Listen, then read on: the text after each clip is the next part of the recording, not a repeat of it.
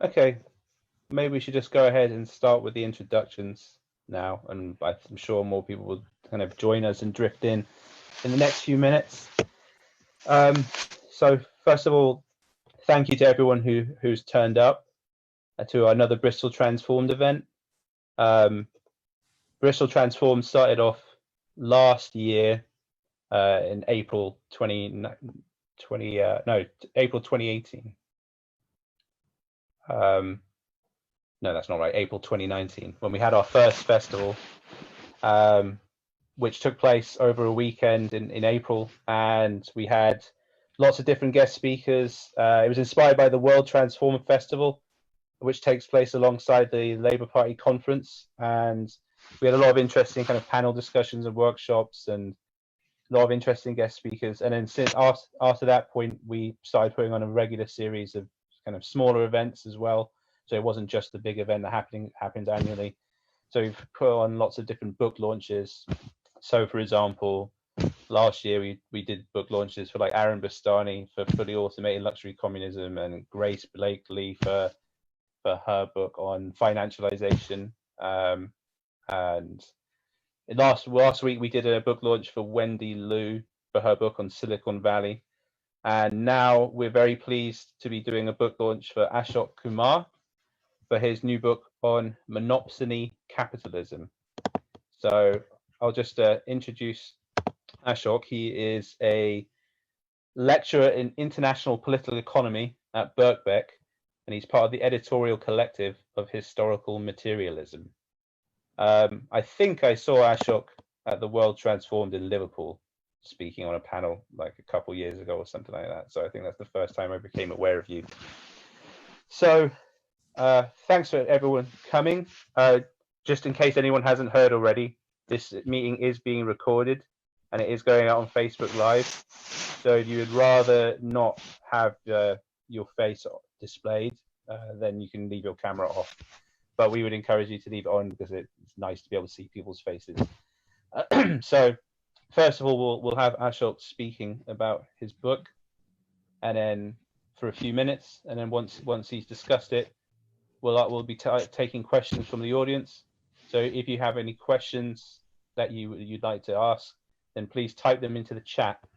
If you look towards the bottom of your Zoom screen, then you'll see that there's a button that says chat, and if you press that button, then you'll be able to see the chat kind of sidebar come up to the side of the screen. So once Ashok has finished speaking about his book, I'll start taking questions from there and start putting them to Ashok. So Ashok, would you like to introduce yourself and the concept of the book?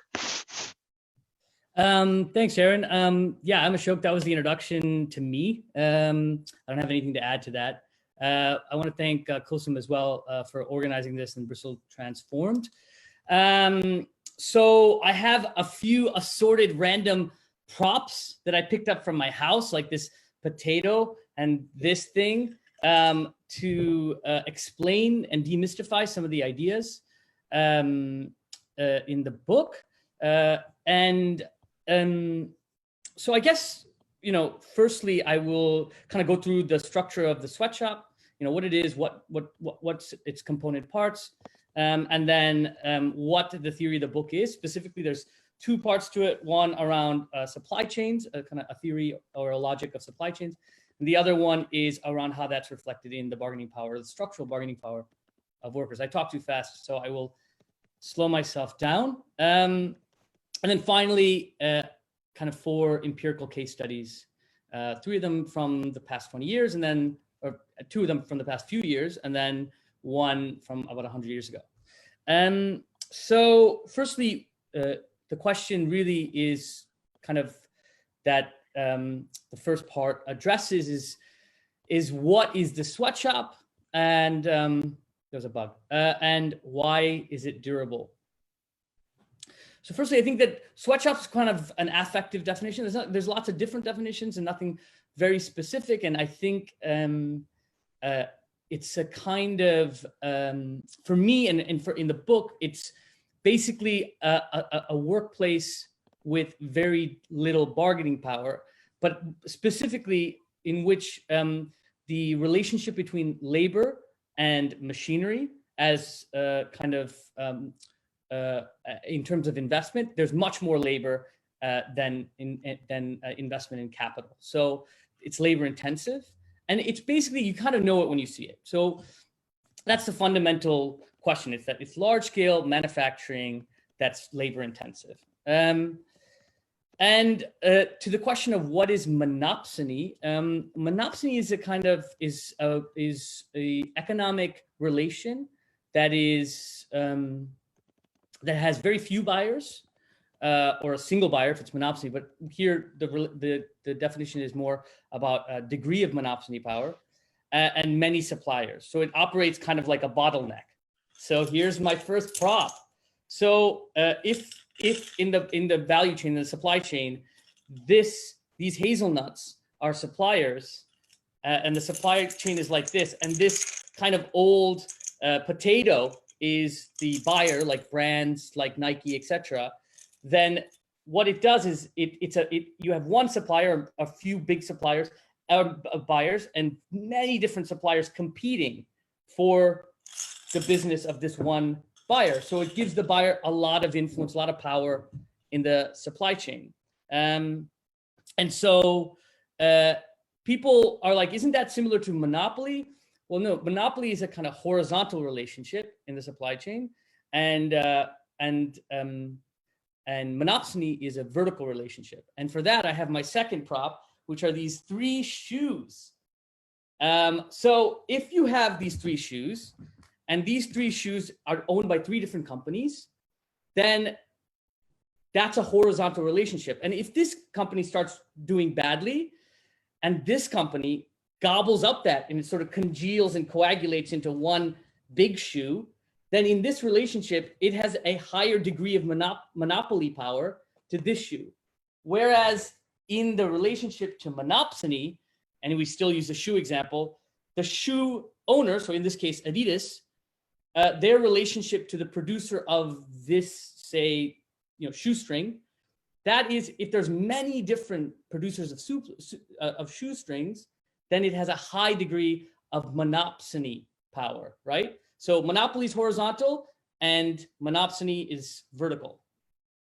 I hope that's made it easier. In the garment sector, it's shaped by a high degree of monopsony power. So it means that you have very large, high degree of monopoly power buyers like Nike, Adidas, H&M, so they're retailers and brands. Then you have thousands of very low investment, low technology suppliers. So it's vertically disintegrated. So it's not vertically integrated, which is what a car manufacturer would be. So the producer is also the company that's, owns the manufacturing and sells it. Whereas here, you walk into a shop and buy a pair of Nikes. Basically 99% of the production process of that shoe will be outsourced. So from logistics to warehousing, to textiles, to the actual manufacture of the shoe. So that's what vertical disintegration means. And so what that means is that you have a sector that's historically remained low value, low technology, vertically disintegrated, and buyer driven. So the buyers have the power. They're the kind of shot callers in the supply chain. So an important part of the value chain when we think about this is that the product that's being produced informs the structure of the production process, and the structure of the production process then informs the possibilities for workers in terms of what their bargaining power can be. So of course, it's not a kind of automatic relation. It's not that the structure of the production process is the only variable in how workers are able to bargain, but it opens up the possibilities for workers to take action and organize themselves and assert their bargaining power. But crucially, they would have to assert their bargaining power.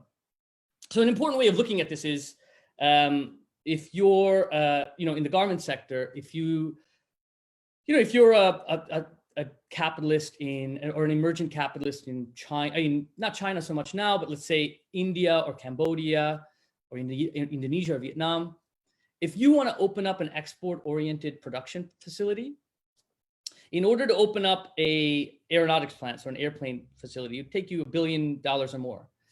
To open up an auto factory might take you $100 million or more. But to open up a garment factory, it might take you $1 million. So $1 million to open up an export-oriented garment factory, because all you're paying for is,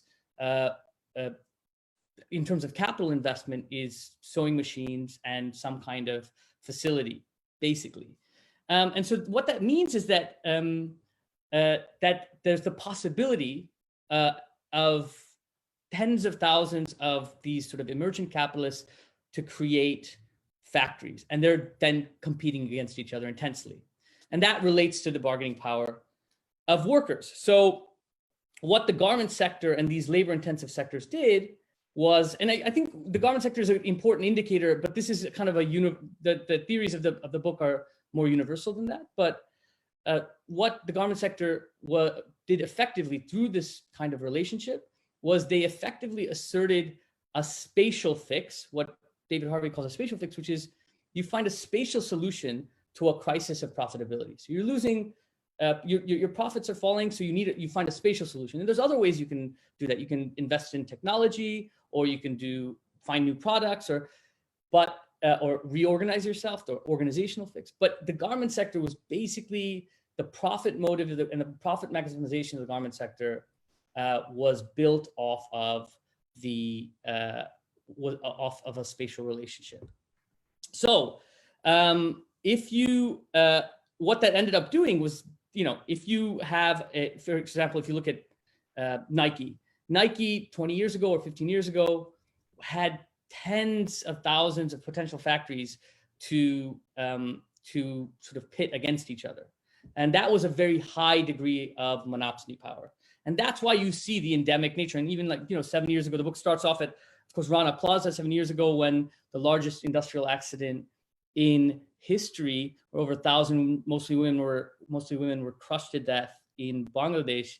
And that is a kind of endemic part of the global economy. And the question then arises, how is it possible that this sector has stayed this way? And it's not just this sector, it's also footwear, of course, and then also toys and furniture, etc. So the fact that you have all of these suppliers competing intensely against each other meant that workers in these sectors had very little bargaining power. So suppliers captured very little value at the point of production. Most of the value was being captured at the point of consumption with brands and retailers. So they couldn't demand much at the point of production. And if they did, repeatedly what we saw is when workers organized themselves in Mexico, in China, in other places, what would happen is that the supply of the brands would simply cut and run. They would just say, okay, well, we have tens of thousands of others to choose from. So they would simply stop orders and the factory would go under. So this is the race to the bottom, right? So now I'll talk about the specific theories of the book, but also how it reflects the changing dynamics of the supply chain and of the sector, and also of how we can relate this back to larger questions around capitalism and development, etc. So it's twofold. I mean, the book basically starts with a kind of vignette about or an anecdote where I was a translator in Karnataka in South India for a factory investigation that was being done by a foreign company, or by a international sort of auditing, but also investigation organization, and they needed a translator at an organization which is one of the case studies in the book. And as the interviews are happening during this is in 2012.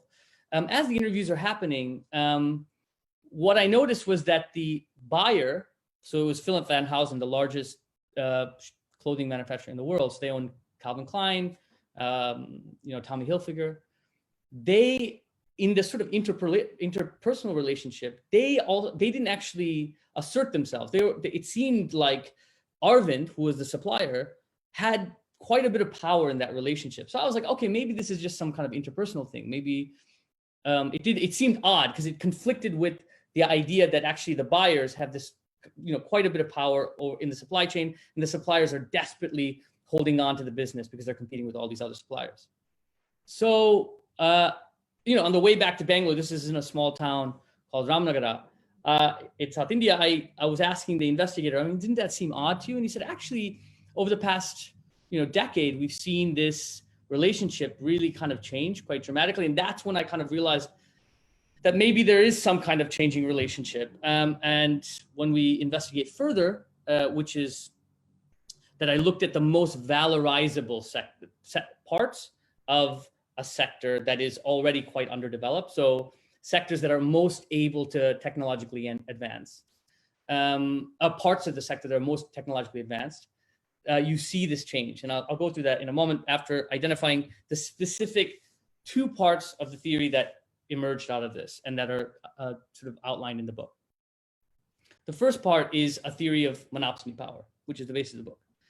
That basically, as you deregulate, deregulation increases monopsony power. So what that means is, as borders start falling apart, the monopsony relationship increases. So that means that, to go back to this, you have the buyer.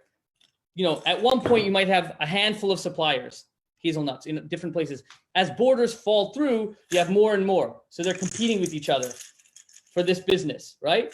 As they try to compete for that business intensely, that the number of suppliers, so this Nike is able to gain incredibly. They're capturing more value than they would have before this, because there's lots of different factories opening up everywhere. That means that over time, because of the high degree of monopsony power, you have downward pressure. So, Nike, Adidas, and other buyers are putting downward pressure on the value chain. So the price of a product, so a price of a shirt or shoe, keeps going down. And what that means is that fewer and fewer suppliers are able to compete. And as that happens, small suppliers crumble, bigger suppliers consolidate and become more monopolistic. And so the degree of monopsony power starts to fall. And so it sort of loosens up that bottleneck, right? And as that happens, the amount of value that's being captured by the buyer steadily falls with that. And the amounts of value potentially being captured by the supplier steadily increases. And what this does is you have these now more kind of capital-laden suppliers able to invest in labor-saving technology, invest in sort of self-investment, have access to financiers, etc. So what that means is that, let's go back to that Cambodian or Indian capitalist who's trying to open up some kind of firm that's export-oriented. Whereas 15 years ago, they might be able to open up a shoe factory for $1 million or 1 million pounds or whatever.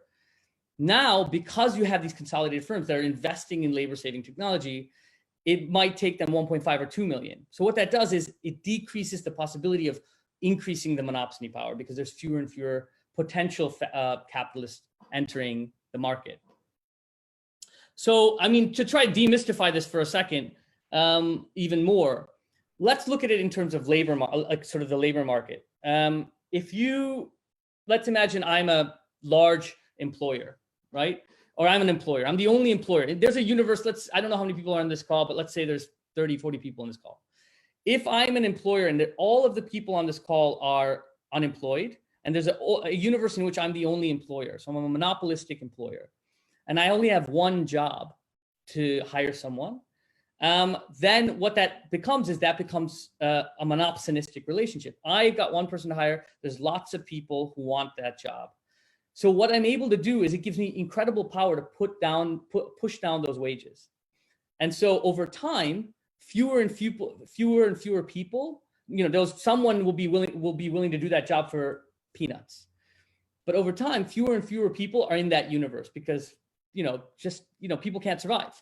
So as that happens, it whittles the number of people, a number of suppliers in this case, but also in this case, employees or potential employees, giving increased power to those employees vis-a-vis the employer, right? So how does this reflect back on the labor market? Well, if you look at, this is the second part of the book. about spatial inflexibility. It's a theory of spatial inflexibility. So basically, you have two forms of spatial inflexibility. You had a regulatory form of spatial inflexibility, and then you had a market form of spatial inflexibility. The regulatory form of spatial inflexibility meant that, basically from 1930 to 1970, regulation meant that there was, there were limits on how many factories could grow because nations had bounds on capital. And so you had sort of more bargaining power because there were limits on the monopsonistic relationship of the supply chain. But as those kind of open up in the 1970s and 80s, especially in the advanced capitalist world, you see the regulatory spatial inflexibility fall. But because of the logics outlined in the monopsony theory, that you basically have more and more consolidation occurring, by 2005, 2006, etc., you have a market spatial inflexibility. So consolidation means that new firms can enter the market, which causes its own form of spatial inflexibility and increases the bargaining power of workers. Okay, so quickly, I'm going to go through a few of the, where is it?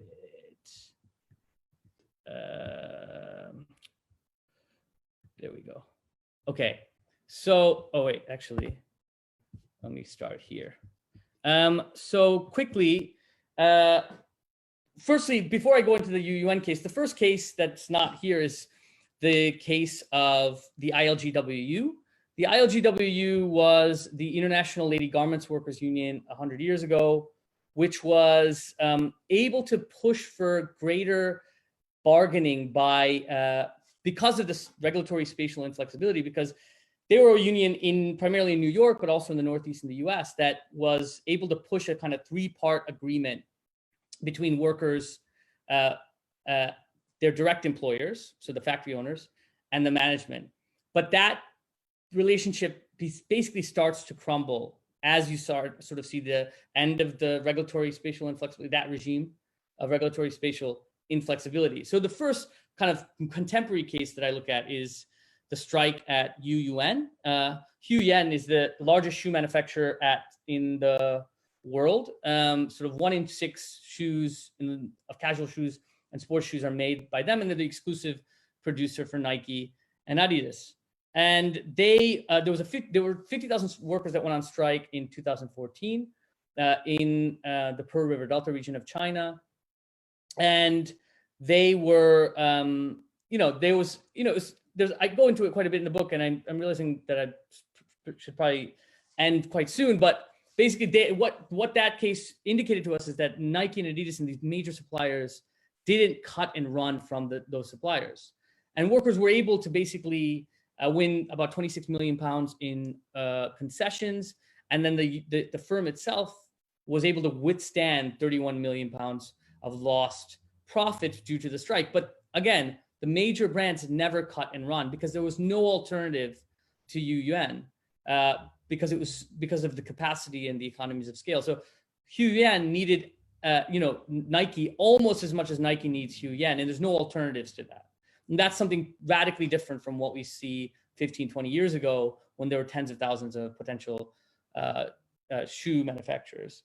Then the same strike 6 months later occurs in Ho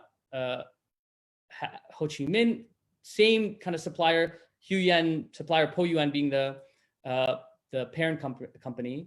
And workers went out. It was the largest private sector strike in Vietnamese history. Same with China. It was the largest private sector strike in Chinese history, the 2014 strike. And workers won all their demands. The government capitulated to all of it, again, because there was no alternative. So what you see there is that the structure, it's the changing composition of capital coupled with the subjective agency of workers that lead to greater bargaining power for workers. So it's not just that it trickles down to workers in sort of this kind of neoclassical way, but that it's also about the assertion workers have to take action as well. The next case is the one I was talking about earlier. There was a kind of 4 year struggle at a warehouse owned by Arvind. Arvind is the 3rd largest denim manufacturer in the world.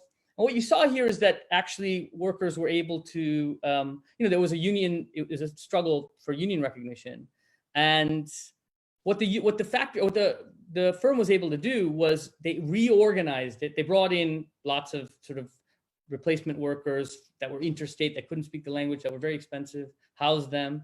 So what that means is a more capital heavy firm is able to do that effectively, whereas a small firm wouldn't be able to. So it's not always the case that workers have more power when you have a wealthy or sort of a larger capital intensive or capital laden firm. It also means that they can use that capital to undermine workers' actions. And so what you see in Arvind is that they reorganized it.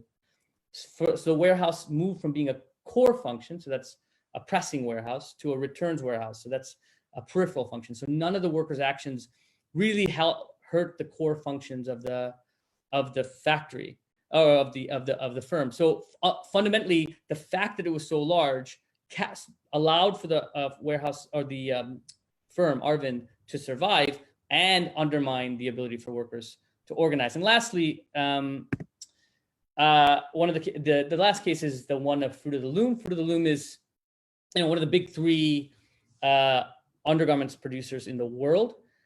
And this goes back to what I was saying about how the product itself shapes the commodity chain, or the value chain. So here you have men's undergarments, which really haven't changed in 30, 40 years. So they're able, because of that, in terms of seasonality or fashion trends, etc., because of that, they were able to that product was able to then be standardized. And so there was, more machinery invested in the production process. And because of that, it vertically integrated. So Fruit of the Loom actually owns the factories that produce its clothing, specifically in Honduras. It's the largest private sector employer in Honduras. And so what you saw here was that actually workers organized themselves, and then there was an international solidarity campaign, and they won union recognition. It was one of the only factories to win union recognition in the garment sector globally. They also won 70% wage increases above any of the competitors in the region in the sector. So what that shows you is that it's a combination, again, the changing composition of capital based on the product that's being produced and the internal logics of capital based on competition, coupled with workers organizing themselves to assert that structural bargaining power. Okay, so I'm done there. Thank you. Thank you very much, Ashok, for that. That was really interesting. And if anyone has any questions they would like to ask or points they'd like to raise, please enter them into the chat. I can see that we have one so far. But I guess I thought I'd just start off to get the ball rolling with one or two questions while people start to kind of think them over. So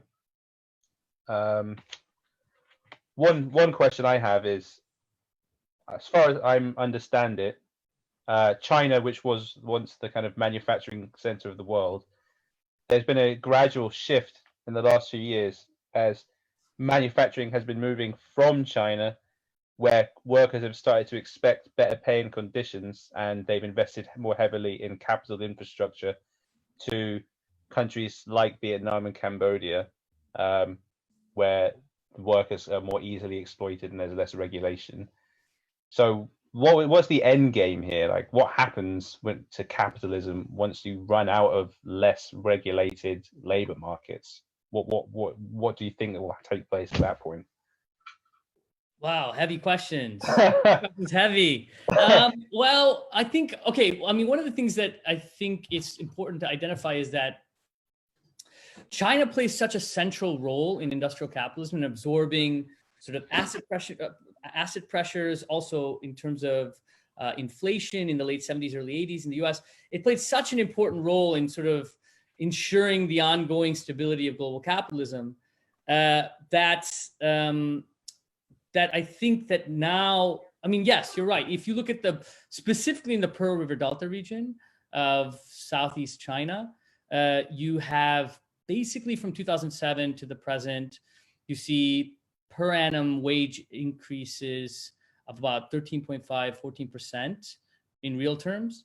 And that's a combination of factors. It's that you have a changing development. You have changing patterns of development in Southeast China. So it's no longer in the interest of the state to have sort of low wage work. If you look at for example, the Hu Yen case, it was that Hu Yen, the national government had a policy of saying, we don't want you to force workers back to work as much in these low wage industries because it's not in our interest. Whereas the provincial governments directly contradicted that and actually garrisoned the factories, forced workers back. So there is a kind of internal struggle that's happening there. But also, you do see FDI, so foreign direct investment, in China contracting, by 2, 3, 4% per annum since 2011, 2012.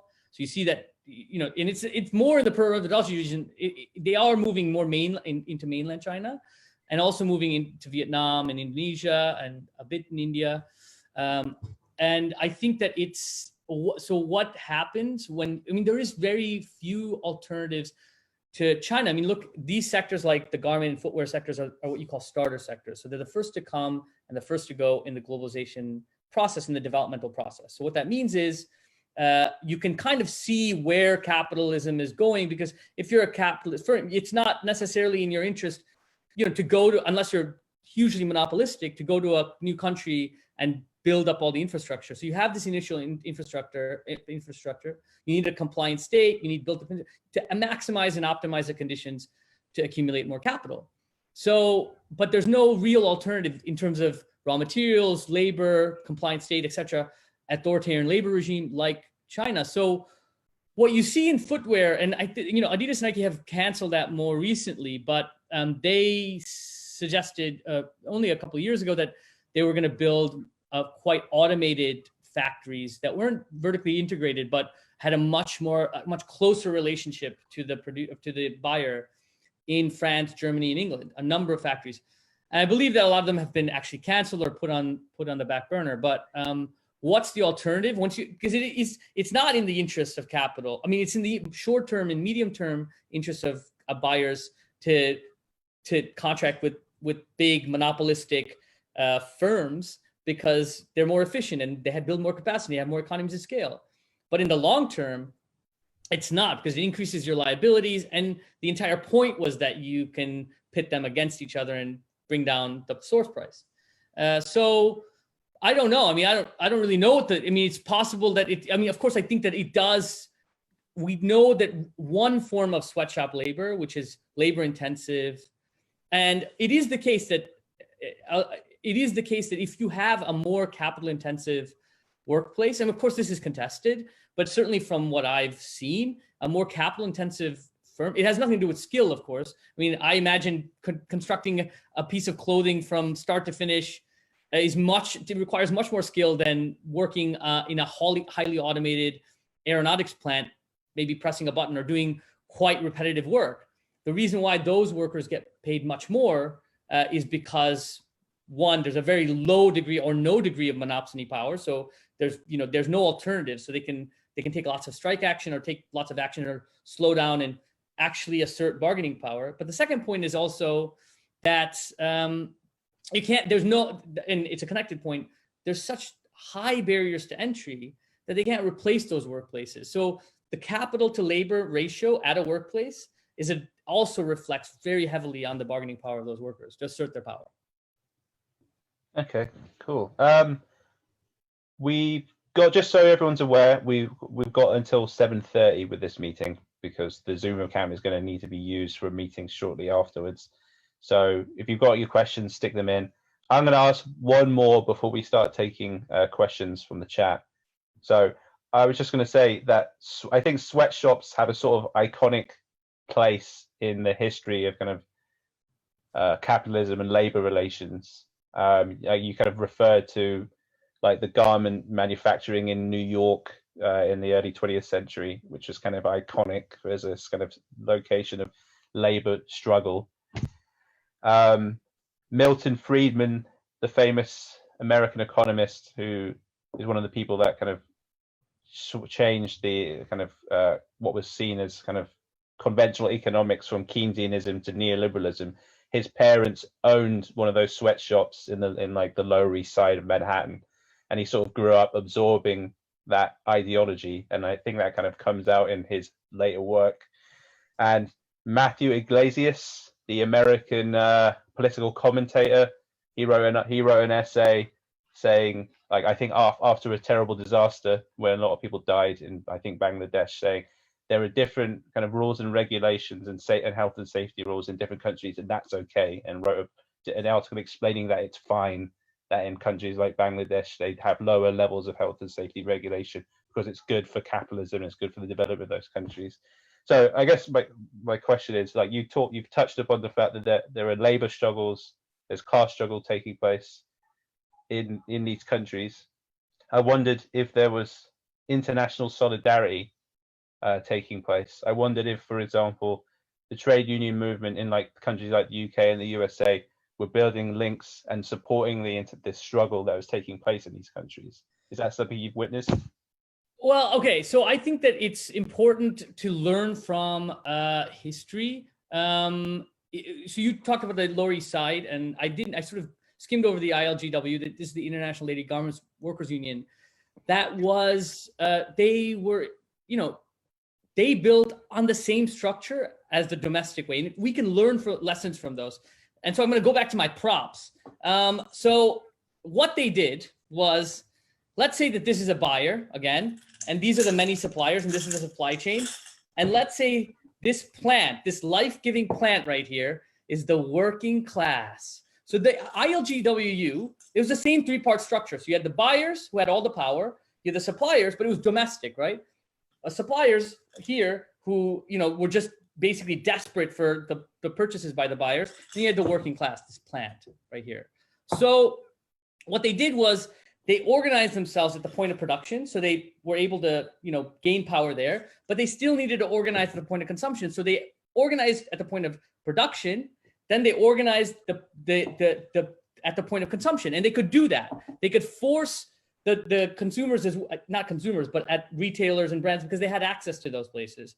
So what they did was organize here, and they forced these two bodies, the supplier, this hazelnut, and the buyer and the buyers, they forced them to have an agreement where they had a designated list of suppliers that the buyers can buy from, that they had to increase the amount of value that they were transferring, so they had to give more so that the workers could actually have living wages. And basically by the late 1930s, there's a great Life magazine article about this from the period that said, that garment workers were making as much as auto workers. And this went on until the 1960s. And that was because of the self-organization of the working class in the form of the ILGWU. Now that changes dramatically when it becomes internationalized. And I think that, what the purpose of a book to a large extent is to say that actually workers, I remember right after Rana Plaza happened, and it's well-intentioned, but loads of people here and other places in the advanced capitalist world were like, boycotting, it was middle-class people boycotting the places that they already didn't shop at. So like, all these middle-class people are like, I'm not going to Primark. And it's like, well, it's not just Primark. There's just loads of different brands and retailers that were producing there. And it's not about just boycotting things willy-nilly, but it's about saying, okay, where are workers actually organizing? And so that takes, and the purpose is that workers for the longest period have done kind of hot shop organizing. So there's a struggle here, we're going to respond to that, rather than more strategic organizing, which is what we see happening more and more, specifically in Latin America and in South India, and also in parts of Indonesia, that you actually have strategic organizing where people are organizing places that have firms that are growing in size. We're seeing this in the most valorizable sectors, and then persuading people in the global north to put simultaneous pressure. We see that in Huyen, when that happened, you had basically a dozen cities protesting and forcing retailers to put pressure as well. And then you saw that in the case of Arvind, and you saw that you've seen that in a number of cases. So it's about responding to the agency of workers, obviously. Mm-hmm. That's the most effective mechanism to win. Okay. I'm going to take the first question from the chat here from Mumit, who says, my question is around what Labour should do, particularly at the point of risk of monopsony. E.g., you discussed deregulation being the conditions in which monopsony can thrive. A free trade agreement between Vietnam and the EU came into force about 2 months ago. Surely this means there is a risk of the Vietnamese economy suffering from monopsony power from big businesses in the EU. So what should Vietnamese labor do now? Well, I mean, it's not like the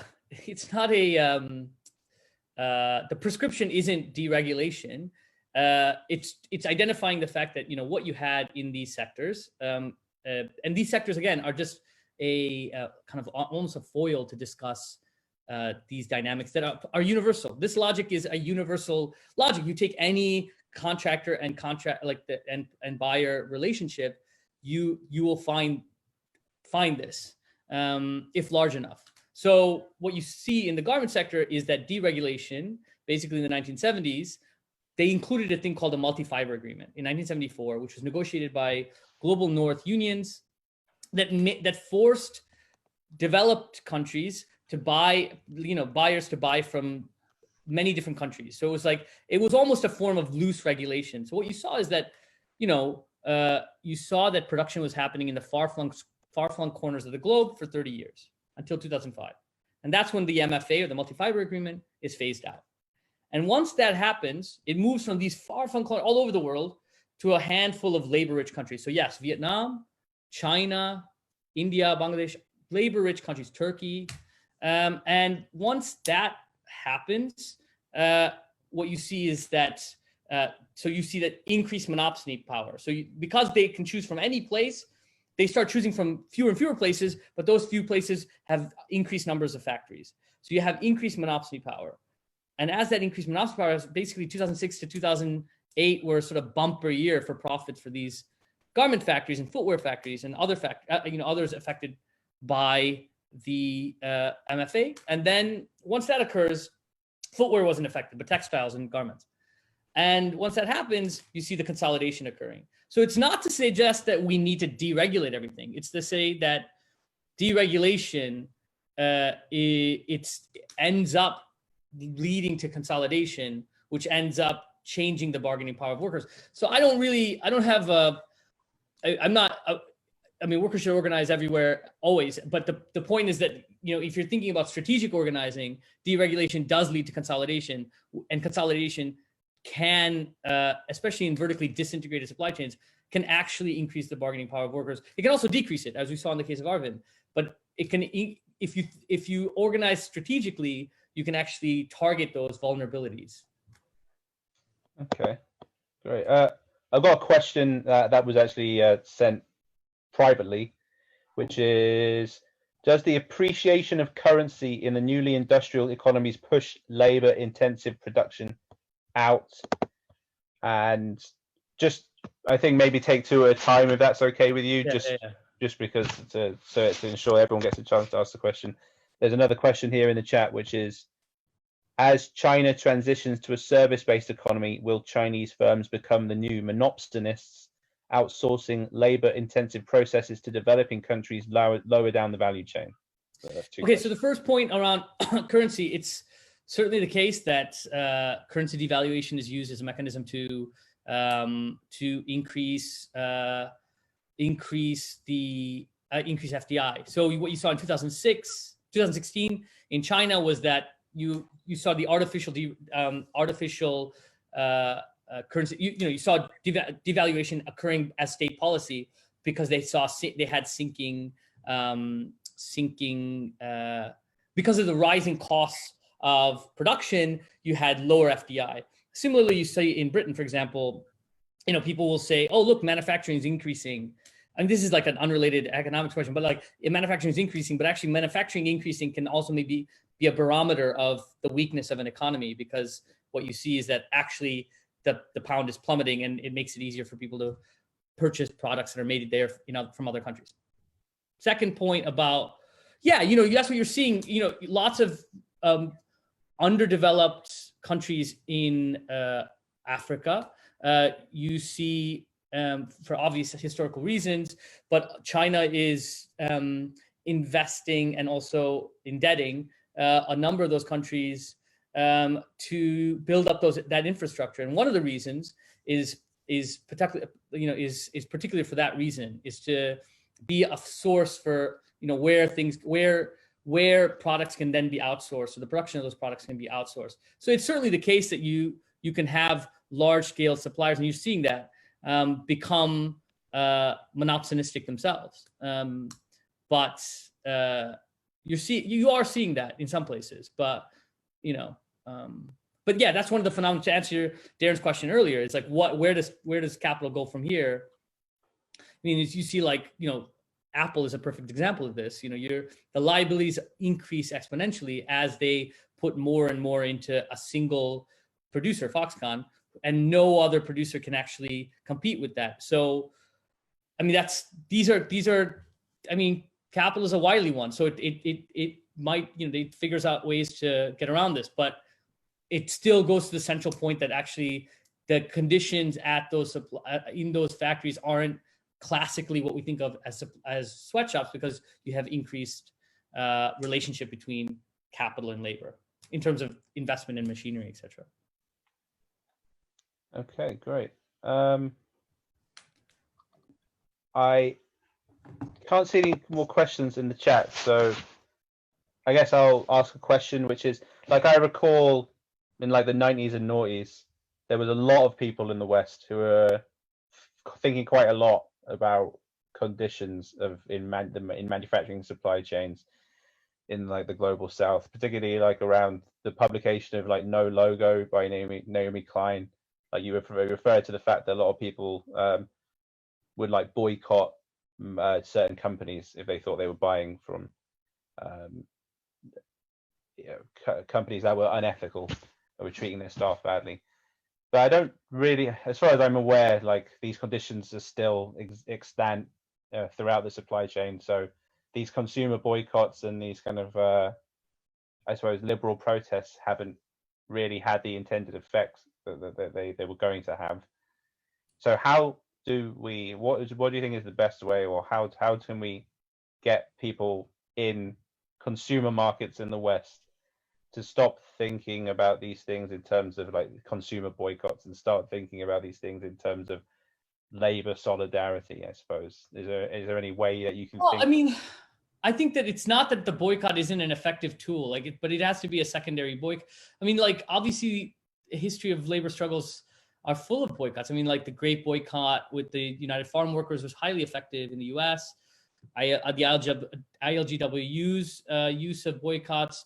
I mean, boycotts, but obviously boycotts as they like we said earlier, as they respond to actions at the point of production. But it's that I think that there was a period, and I don't think it was completely ineffective, because there was a period in which the global justice movement, so basically 1996 to 2004, when there was a lot more attention given to these questions internationally. But in terms of how they actually, how they materially affected workers, there isn't a lot of, like you said, there isn't a lot of evidence. They built up institutions. There was lots of institutions that grew out of those movements. The organization that I was doing those, helping with those investigations was an organization, probably one of the only effective organizations in this, was built out of those kinds of struggle, or those kinds of movements of international solidarity. So it's not that, I mean, a lot of it was based on sort of ethical consumption, and those institutions also exist, unfortunately. But, and you have all these different companies. I mean, every single company that contracted with, that Rana Plaza manufactured for has a code of conduct. Every single company, but they're not worth the paper that they're written on, and every single one of them had, these kind of auditing regimes. They had random auditing companies going in there and saying, yeah, basically rubber stamping it. But then you look at basically one of the wins of those at that era, the late 90s, early 2000s, was around child labor. I mean, there is a lot of evidence to say that actually, in export-oriented production, there by and large isn't, there aren't children working in those. By and large, I mean, you can't say it with certainty, but when that was rampant in the 90s, because it was too much of a liability for these companies, right? So it is, the liability of not allowing freedom of association, largely defined as the right for workers to have a democratic union and collective bargaining. The cost of that is too great than the sort of marketing liability for these companies. So they're like, crush the union, we don't care. But the liability for these companies to have children working in them is very, very high. I mean, that's the thing about a brand, right? A brand, it has very low liability in terms of production process, but they have very high liability because they're just based on how cool they are. And if like the Nike swoosh all of a sudden becomes synonymous, which it was almost in the 90s with, you know, children working in there, it can crumble because they don't actually have any. It's like Swiss cheese, you know, it just crumbles through it. It doesn't have a firm foundation like a GM or where it's, you know, there's, you know, it's not just a brand, it's actually a producer. So yeah, I mean, I think that international, I mean, I don't want to repeat myself, but basically it has to, boycotts are effective tools. And those are the only real kind of material tools that we can use in the global north. Well, boycotts and also, you know, other kinds of more militant actions, I suppose, like blockades, etc. If you have trade unions that have done it in the past, but it has to, again, be a response to workers organizing at the point of production. Okay, great. We got one last question in the chat from Zoe, which is, can the rise in access to social media by workers in these countries increase scrutiny of wages and conditions and give them more power? Well, I mean, I kind of go through this quite a bit when I'm talking about the cases, specifically Hu Yan. It's that workers in China, in the region, used like Weibo and other kind of Chinese forms of social media to inform each other of what was happening and also document it. And so what happened in Guangzhou initially, then immediately within a few days, the same plant or the same company, so Yuyuan plant in a neighboring province in Shenzhen, all of a sudden goes on strike. So they all go on strike within the first, you know, few days. And then the factory owner there capitulates. And then through social media, that information spreads quite rapidly to Vietnam. So it's not that, I mean, I think that, you know, like 8-9 years ago, I remember people were like, Twitter's going to change everything. It's just another form of communication. What we know is that these things have, you know, people have used them. But I think people are also acutely aware. I mean, this was prior, this 2014, when, you know, the Chinese state was kind of loosening up its treatment of workers and NGO workers and trade and workplace actions, and they've kind of tightened that quite rapidly in the last 1.5 to 2 years. So it may be the case that people are, and at least what I've heard is that people are more cautious when using the specifically in China, but in other places as well, social media to communicate demands, etc. Okay, great. Thanks very much for that, Ashok. It was a really interesting talk. Thank you to everyone who's turned up and everyone who's watching on Facebook Live. Is there anything you want to point out or give a shout out to while we're on before we leave? Me? Yeah. Well, the book is out in South Asia, so if there's any South Asians out there, you can get it. And well, I mean, South Asians living in South Asia. But it should be out by the end of the month. What other shout outs do I have? Nothing else. All power to the Soviets. Yeah. I just one shout out from Bristol Transformed. It's not yet confirmed, but the World Transformed have been doing a weekly series of Zoom calls, Zoom meetings, and they're talking to us about Bristol Transformed taking over the kind of national one. They wanted to get the regional groups taking over something. So we are in talks, and we're looking at planning one on the question of housing on the 26th of May. So keep an eye out for that. That's yet to be confirmed, but it's something that we're looking to do. So I guess that's everything.